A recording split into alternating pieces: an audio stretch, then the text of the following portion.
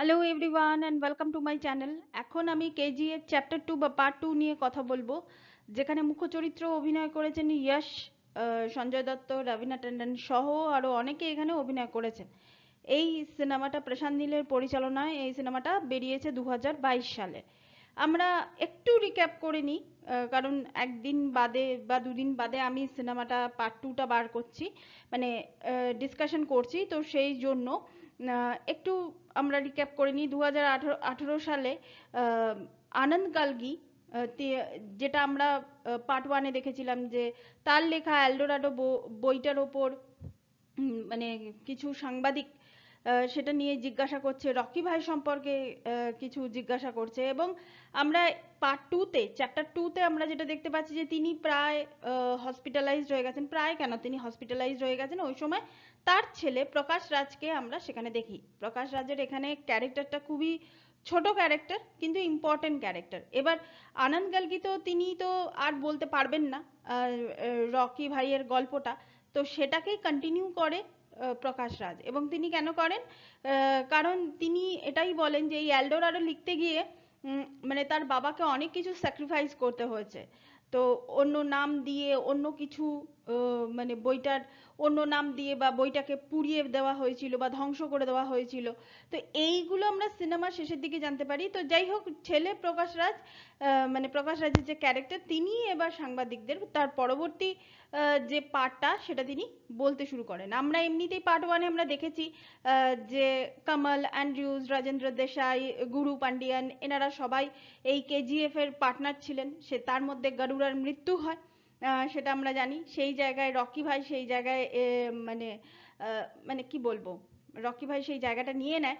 এবং অনেকেই ভেবেছিল যে গরুড়ার ভাই বিরাট মানে সেই জায়গাটা নেবে, কিন্তু বিরাটকে আমরা পরে দেখতে পাই যে রকি ভাই বহু আগেই বিরাটকে তিনি মেরে ফেলেছেন। এবং রিনাকে, যে তার লাভ ইন্টারেস্ট, তাকে সে জোর করে সে ওই কেজিএফ ওই জায়গায় সে নিয়ে আসে। এর মধ্যে তিনি ওই আগের, মানে রকি ভাইয়ের যে ক্যারেক্টার, রকি ভাই আর কি, সে আগের যারা ছিল তাদের মধ্যে একমাত্র কমান্ডার হিসাবে বর্ণমকে তিনি বাঁচিয়ে রাখেন। এবার নামটা যদি ভুল হয় আপনারা কাইন্ডলি কারেকশন করে দেবেন। তো তো সেই বনরামকে তিনি বাঁচিয়ে রাখেন কিসের জন্য? তো তার মানে যেসব মানুষদেরকে রকি ভাই আশ্রয় দিয়েছে, সেই সব মানুষদেরকে, মানে মানুষদের শুধু বলবো না, ইয়ং ছেলেদেরকে অস্ত্র শিক্ষা দেওয়া, মানে এক ধরনের, মানে তাদেরকে অস্ত্রবিদ্যায় তাদেরকে ট্রেন্ড করা।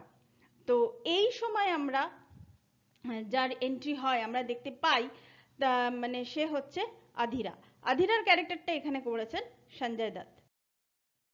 তো আধিরা যখন জানতে পারে যে রকি সেই জায়গায় তার মানে গরুড়াকে মেরে রকি সেই জায়গাটা দখল করে নিয়েছে, মানে সেই স্থানটাকে সে নিয়ে নিয়েছে, তো স্বাভাবিক ব্যাপার।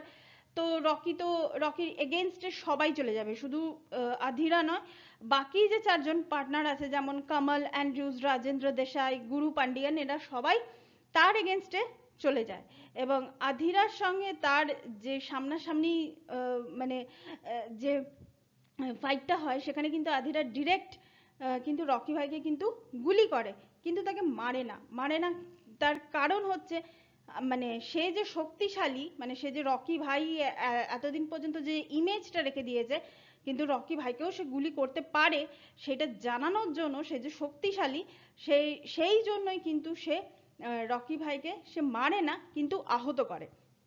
তো এই সময় কেজিএফ এর ভেতরে একটা অরাজকতা চলতে থাকে।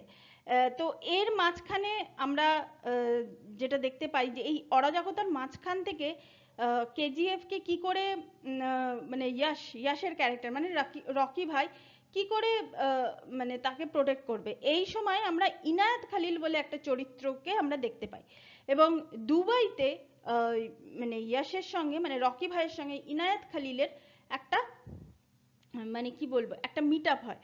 মানে তারা পরস্পরের সঙ্গে দেখা সাক্ষাৎ করে তাদের নিজেদের মধ্যে ওয়েপন ডিলিংস হয়, অস্ত্রর ডিল হয়।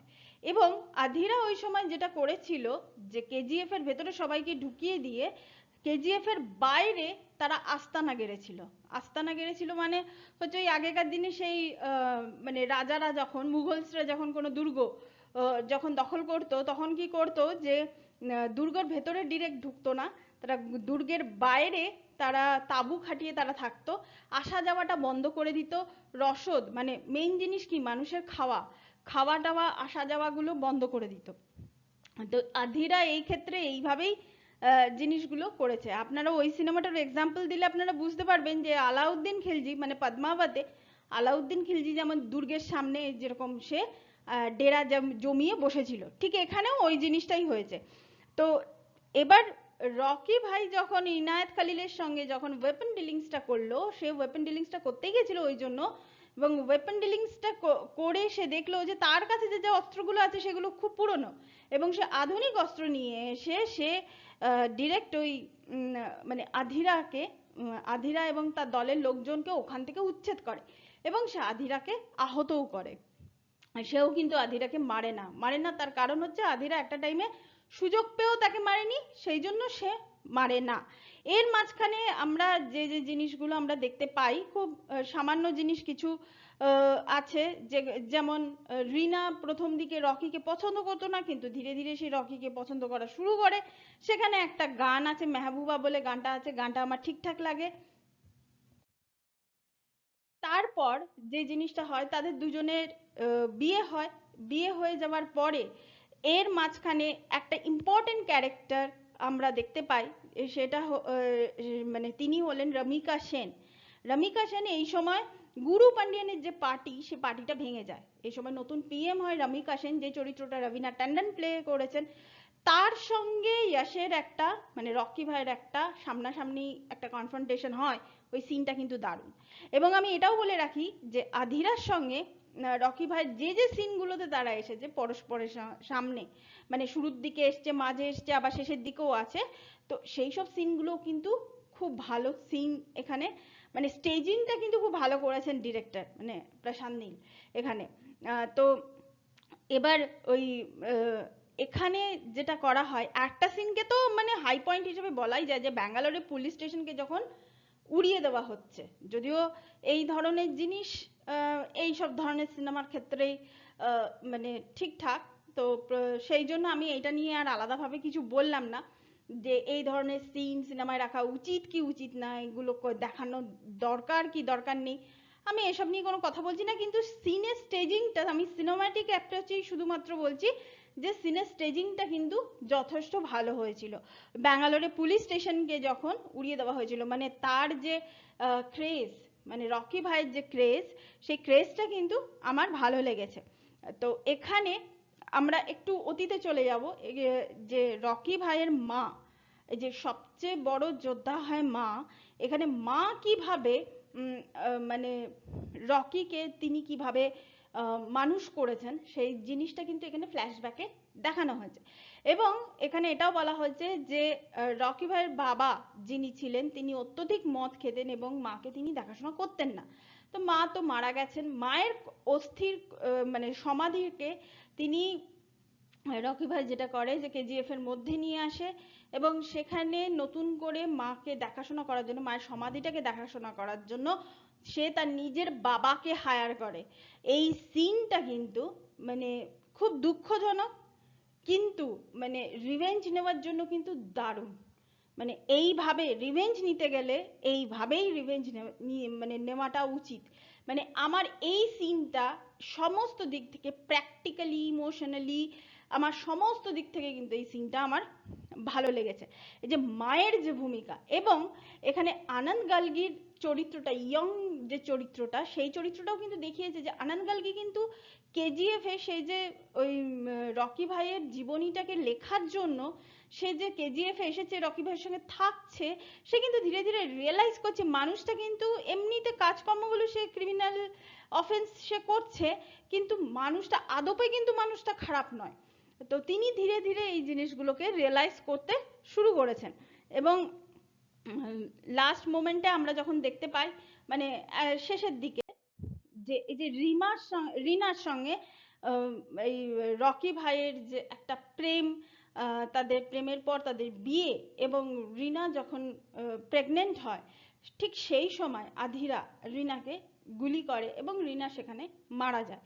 এটা এই সিনটা মানে একটা সময় এই সিনের ঠিক আগে দেখানো হচ্ছে যে রিনা তার হাজবেন্ডকে সুখবর দিচ্ছে যে সে প্রেগনেন্ট, কিন্তু তারপরেই যখন সে মানে ওইভাবে যখন সে বলছে যে মা আসছে, তো তাতে রকি ভাই একটু দাঁড়িয়ে যায় বা থমকে যায়, সে খুব খুশি হয়। কিন্তু পরের মুহূর্তেই যে সিনটা হয় ওই যখন তার স্ত্রী মারা যাচ্ছে, মানে মানে দ্যাটস অ্যামেজিং অ্যামেজিং ওই সিনটা, মানে মানুষকে না মানে চমকে দেবে ওই সিনটা। তো আমরা ভাববো যে না, রকি আর রিনার মধ্যে হয়তো একটা মানে সম্পর্ক হয়তো স্টেবিলিটি আসবে, কিন্তু আসে না। তারপরেই কিন্তু পুরো জিনিসটা একদম পুরো আধিরা নষ্ট করে দেয়, মানে ধ্বংস করে দেয় বলতে গেলে। তার পরপরই এখানে আমরা দেখতে পাই যে আসল কালপ্রিটকে সেটা কিন্তু আমি আর ব্যাখ্যা করব না। যারা দেখেছেন তারা তো জানেনই, যারা দেখেননি এখনো পর্যন্ত তারা আপনারা এটা মানে ডিজনি হটস্টারে অ্যাভেলেবেল আছে, আপনারা এটা দেখে নেবেন। ডিজনি হটস্টারেও আছে, অ্যামাজনেও আছে, তো আপনারা এটা দেখে নেবেন। আর এবং রমিকা সেন কি করে, রকিকে মৃত্যুদণ্ড দেয়, মানে তার মৃত্যুদণ্ড দেয়। এবং তারা সবসময় যেটা করে, কেজিএফ আসলে কি, সোনার খনি, এবং সেখানে একটা খনি নয়, সেখানে আরো 8খানা, মানে 8+1 9খানা খনি সেখানে আছে। তো সেই 9খানা খনিকে, স্বাভাবিক ব্যাপার, গভর্নমেন্টের তো নজর মানে সেখানে তো পড়বেই এই সেই 9খানা খনিকে নেওয়ার জন্য। তো এবার আদৌ কি সেই গভর্নমেন্টের লোকজন গিয়ে, গভর্নমেন্টের আর্মি যখন সেখানে ঢুকছে, সেখানে কি আদৌ কি তারা কোনো সোনা পায় না পায় না, এই সমস্ত জিনিসের জন্য আপনাদের কিন্তু এই সিনেমাটা দেখতে হবে। এবং এটার কিন্তু পার্ট 3 আসতে চলেছে। তার মানে পার্ট 2তে আমরা যেটা এখানে দেখানো হয়েছে যে রকি ভাই শেষের দিকে সে মারা যাচ্ছে বা তার পতন হচ্ছে আমি বলতে পারি। তো কিন্তু এখানে কিন্তু চ্যাপ্টার 3ও কিন্তু আছে, কেজিএফ চ্যাপ্টার 3। তার মানে আবার বোধহয় কেজিএফ চ্যাপ্টার 3 আসতে চলেছে। কবে আসবে কিভাবে আসবে আমরা জানি না, কিন্তু কেজিএফ চ্যাপ্টার 3 আসবে।